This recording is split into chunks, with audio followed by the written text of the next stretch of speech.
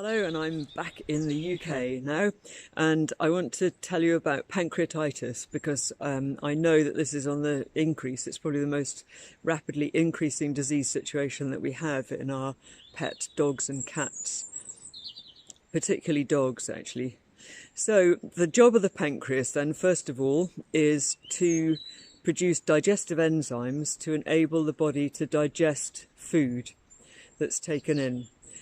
Also within the pancreas are the islets of Langerhans, an area which produces insulin and the hormones required for the distribution or storage or usage of glucose.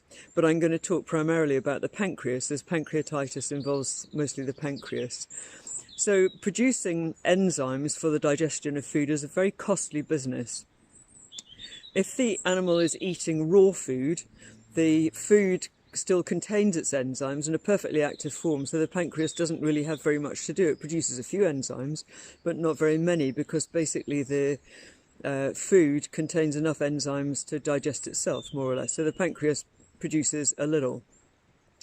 When fed on processed food, there are no enzymes in processed food because by very definition of being processed gives them a long shelf life, and the requirement for a long shelf life is to destroy all the enzymes.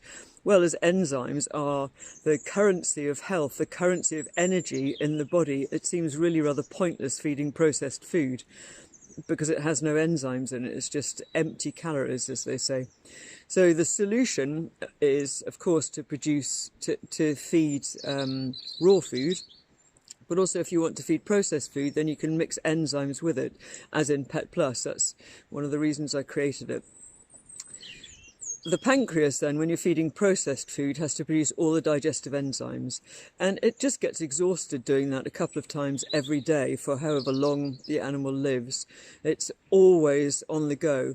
In fact, in experiments where they took a bunch of rats and fed half of them on a particular type of food raw and the other half on exactly the same food but cooked, they found that the pancreas of the rats fed on the cooked food was 3 times bigger than the pancreas of the rats fed on that food but raw after just a few months. So it just shows how much extra work we're asking the pancreas to do by feeding processed food. So much the best thing is to feed raw food. If your dog, or on the rare case cat, has pancreatitis, then start giving it some enzymes straight away. Pet Plus is a really good source of enzymes because it also has antioxidants and all sorts of other good things with it, like probiotics, prebiotics and the works. So that's the quickest way to start reversing the problem. And also change the diet onto a raw food diet.